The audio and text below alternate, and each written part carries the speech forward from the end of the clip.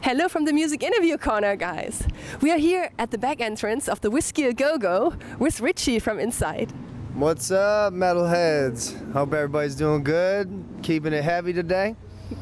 I'm sure they are. Oh yeah, that's the best way to be. Thank you so much for taking time for an interview with us. Oh, of course. This is awesome. Last show of the tour, Whisky A Go Go, Hollywood. You know, a lot of cool vibe about today. I did my homework, of course, and I saw that the press really loves your new album, Built to Destroy. How does that feel? Oh, it's it's what you want. You know, when you put everything you have into every album you make, and when others can feel what you feel when you listen to these songs, it's a great feeling. You realize you have an emotional connection, relating issues, that people can feel the same about, and that's just incredible for us. It's the album we've wanted for so long. Cool. How did you experience the recording process, and was it different from previous albums? Oh, definitely. We had Drew, our guitar player, kind of take over more writing, and I think that kind of made it a new vibe, new feel, with still maintaining the old feel and presence of INCITE. And working with Steve Evans again was a blast. This guy's like this fifth member of INCITE. He rocks. He brings the best vibe out of us, the best attitude, and I think it translates into making a great record, and that's what we tried with Built to Destroy. Which song are you looking forward to play the most tonight? My favorite right now is Resistance. It's off the new album. It's heavy, it's groovy, it's banging, it gets the crowd really, really, really pumped. And for my vocal aspect, it's just a different feel than any other song I get to do, so it's a lot of fun to jam. You also have an amazing music video for Resistance. Yeah. Who had the idea for that? Me and the director Tommy. He's a great dude, and we actually shot it downtown here. Yeah, I saw with all the homeless people. That's amazing that you put that in a video. Yeah, I lived in LA for 3 years, and I just kind of I thought people needed to see that, because a lot of people don't understand that is downtown in America in one of the most richest cities on earth, and the transparency between living on this hill and downtown, there's such a huge difference, but it's 5 miles away. It just always blew my mind seeing that, so I wanted people to really try to maybe spark something in them seeing that. Yeah, that's wonderful. I think people need to see that, because they only think like Hollywood and red carpets and Beverly Hills and Bel Air. Yeah, and I think it just shows that no matter how rich or how badass you think you are, there's people that get left in society and left in the cracks, and I think it's our job, as people and humans and Americans, to try to help each other out, and I think hopefully that'll happen here, It's really needed. Yeah, they deserve it as well as us, It's bad to see, and it sucks for them to have to live that way, so, there's more than enough for everybody. Mm-hmm. Yeah, thank you for saying that. That's an important message. Definitely. How does it feel for you to be on tour with Soulfly? I mean, especially since you have a special relationship with Max. This one was really cool. We hadn't toured with him for a long time. When we started out, we did a few Soulfly tours to kind of just get seasoned, learn a little bit, and after all these years to link up and do another tour, it was just it's a blast. I think we're at the point now where we can kind of really get the energy going for them to play, and really get the vibe and the venue and the crowd really rocking, so when Soulfly comes out, it's a little easier for them to just get going, and it's been fun. We're trying to kick their ass every night too, so it's a friendly competition, Friendly ass kicking competition? Yeah, I think definitely. I think in any aspect, you always think of your dad and your son playing basketball, and the son one day finally challenges him, and almost wins. That's how this feels with me. He's a legend, and it's cool to be able to try to stick it to him every night. That's great. Now I'm looking really forward to see your show tonight. All right. You have multiple kind of still new members in the band. How does that work? I mean, you have a new drummer and bass player, and how does that work out for you? With these guys, this has been excellent, because it's been the most consistent lineup I've ever had of INCITE. These guys have been on 3 records now. It's more than anything previously done, and I think that's why you see our albums just getting better and better because of that continuity, and I think the vibe we all have. You know, you got 4 badass dudes, each with personality, with energy, with individual vibe that I think when you're in the crowd, you know, I think you always look at the people that are playing, you're like, oh, dude's fucking looks stupid. He's not even looking at the crowd, or, you know, whatever it may be. Your mind, it's visual first, you know, before you listen. So for us, it's cool to see, you know, you look up there and you got 4 dudes just going ape shit, rocking their instruments and rocking their parts so hard, and the energy is just, you don't see that a lot metal, which is so weird because there's so much heavy, but then you see them just standing there in the same spot like they got cement in their feet, you know? It's just like, what the hell is going on right now?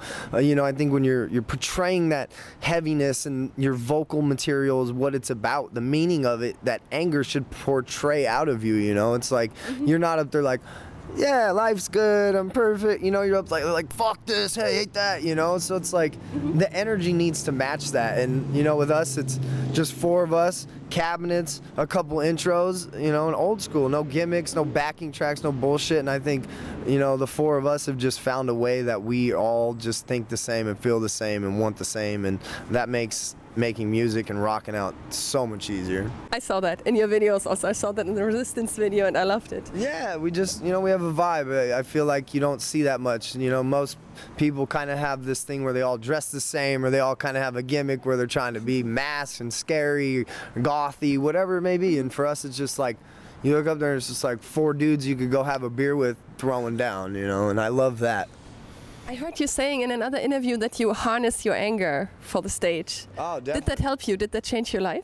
Oh, for sure. I mean, like, look at us conversating right now, you know, everything's real positive, the vibe's good, life's good, California blue, but then something throughout the day that might piss most people off in the moment, I just kind of suck it in, and then the second I hear that intro go, it's like, boom, let everything out from the whole day that I've had that sucked maybe or pissed me off or whatever. But, you know, I love having that sense of vibe, and then the second I come off stage, it's like, hey, how's it going? Big smile, you know, because if I didn't release everything, then I didn't do what I was supposed to. So if I don't come off smiling, then it's like, oh, I didn't give it my all or didn't let it do it right. So it's cool when it all feels good and, you know, you match that energy with your emotions. Yeah, it's a great way. I should try that. Definitely. It's cool. You know, I try to teach like my wife that and friends that and things like that, you know, but they're not so lucky to have a stage to go on where you're allowed to do that stuff that I get away with. So it's fun. And what's the craziest thing you have done ever on tour? I mean, this is just a crazy story in general. We were driving last year from Oregon to San Francisco, and, you know, we hit a blizzard in the mountains, and as we were driving, you know, I'm just kind of rolling a joint, the driver's driving, smoking, and, you know, out of nowhere, a tree branch falls and shatters our entire window and almost kills us.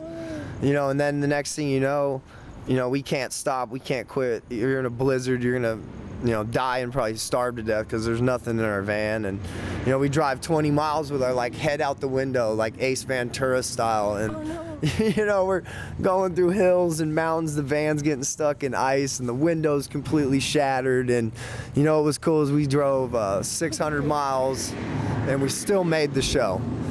And nobody got injured? Nobody got injured. It was just, you know, one of those things that you just don't ever believe could happen. And it did, and we were just like, what the fuck? And then when you got on stage that night, it was probably some of the most energy and emotion I ever had, because it was just like, holy shit, is this real? A lot of anger to harness, right? Yeah, and just like realization of what the fuck just happened, you know, and just...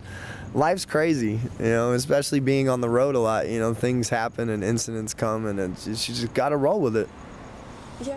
Wow, I'm glad that nobody got injured. Yeah, and now it's cool, you know, to tell a story like that and just laugh about it now.